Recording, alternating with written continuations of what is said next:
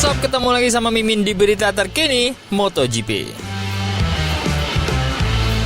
Pembalap Ducati Enea Bastianini memimpin dari awal hingga akhir dalam sprint MotoGP Grand Prix di Thailand.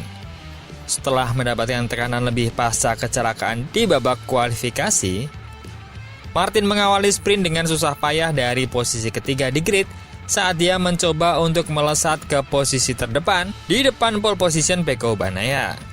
Saat keduanya melebar, Bastianini berhasil memimpin setiap putaran untuk memastikan kemenangan dengan selisih waktu 1,357 detik. Awalnya, Martin turun ke posisi kelima di belakang pendatang baru Tech 3 gas-gas Pedro Acosta, yang berhasil menahan pembalap Pramac itu hingga tikungan 5 pada putaran kedua. Pada awal putaran ketiga, Bastianini unggul 0,8 detik dari Bagnaia. Sementara Martin berhasil menyalip Marc Marquez pada putaran keempat. Setelah berada di depan Marc Marquez, Martin dengan cepat memberi tekanan pada Pecco dan mengambil alih posisi kedua dari rivalnya dalam kejuaraan tersebut melalui gerakan yang mengesankan di bagian dalam tikungan 7 pada putaran ke-7. Tetapi Martin melebar saat melakukan hal itu, yang membuatnya mendapatkan peringatan track limit. Martin terhindar dari penalti track limit di posisi kedua. Di belakang Bagnaia ada Marquez dan adiknya yang tertinggal 4,7 detik di belakang rekan setimnya di posisi kelima dan 0,9 detik di depan Franco Morbidelli dari Pramac. Duo VR46 Marco Bezzecchi dan Fabio Di Gia berada di urutan berikutnya, dengan Brad Binder dari KTM mencetak poin sprint terakhir di posisi ke-9.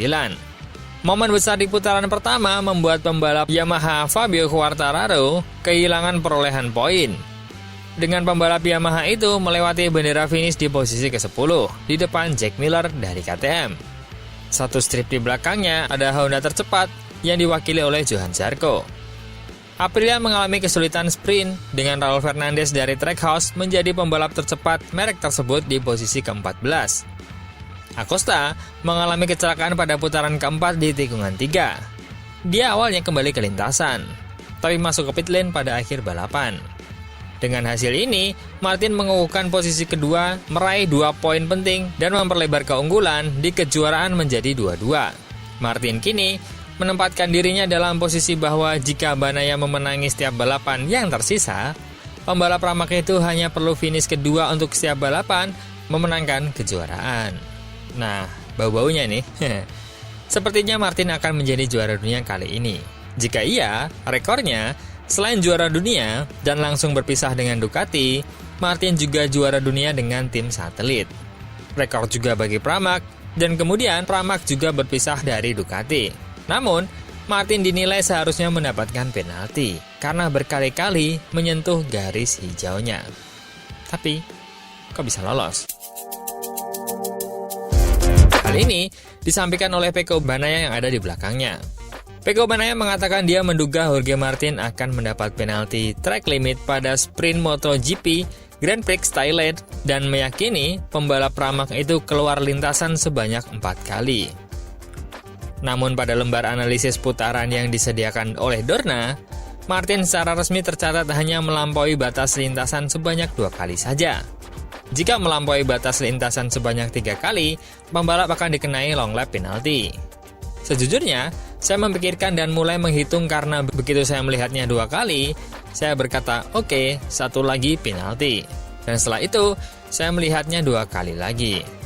Sedikit dengan bahasa menyindir, Bagnaia mengatakan, tapi mungkin saya salah hitung, karena saya tidak melihat apapun. Jadi, mungkin saya yang salah. Namun kecepatan hari ini begitu intens sehingga sulit untuk tetap berada di garis tikungan. Saat Anda melaju seperti itu, sulit untuk memiliki peluang menyalip. Kecepatan kami begitu kuat, sehingga dia menyentuh garis hijau sebanyak 4 kali. Ini karena kecepatannya luar biasa. Mengomentari sprintnya, Bagnaia tahu harapan untuk menang telah sirna setelah beberapa putaran pertama karena dia tidak sekuat saat mengerem seperti pada saat kualifikasi. Keyakinan itu hilang setelah 2-3 putaran.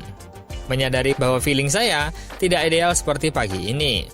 Saya berjuang keras untuk bisa bersaing dalam pengereman.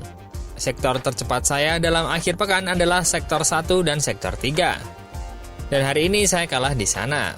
Jadi, kami harus menganalisis sore ini di lintasan. Untungnya, kami hanya kehilangan 2 poin dan besok, kami harus berusaha menutup celah ini karena memang benar, Jorge bisa finish kedua di setiap balapan dan tetap menjadi juara dunia. Tapi saya cukup yakin dia tidak akan menyelesaikan setiap balapan di urutan kedua. Dia bisa menang, finish urutan kelima, atau terjatuh. Jadi, itu sangat bergantung.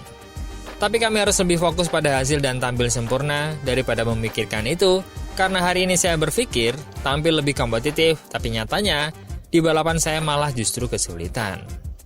Sedangkan pernyataan dari Jorge Martin mengakui bahwa dia khawatir dengan track limit selama sprint MotoGP Thailand, tetapi dia mengatakan dia menggunakan kartunya untuk memastikan dia tidak mendapatkan penalti.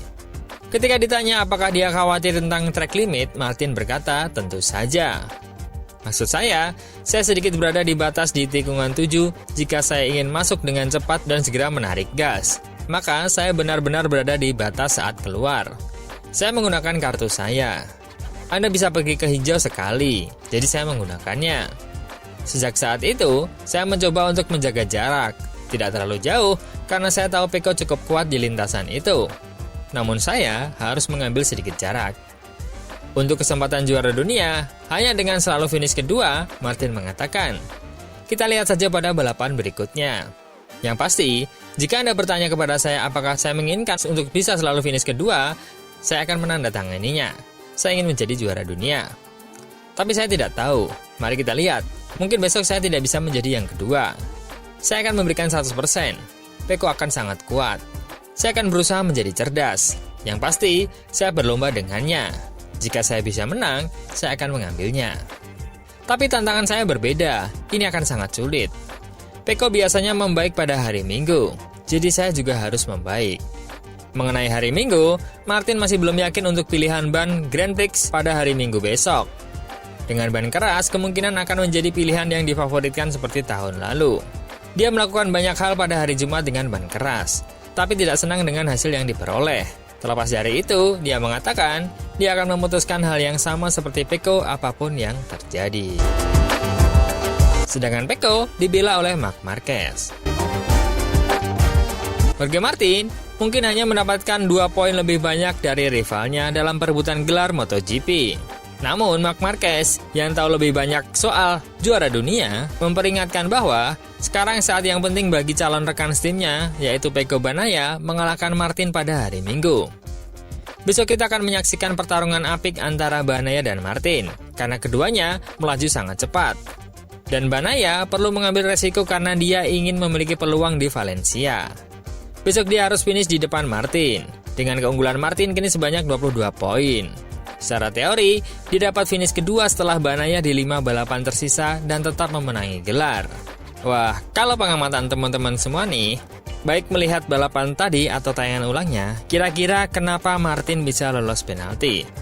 Memang hanya 2 kali saja atau ada faktor lain? Menurut teman-teman gimana? Ada pendapat? Coba komen.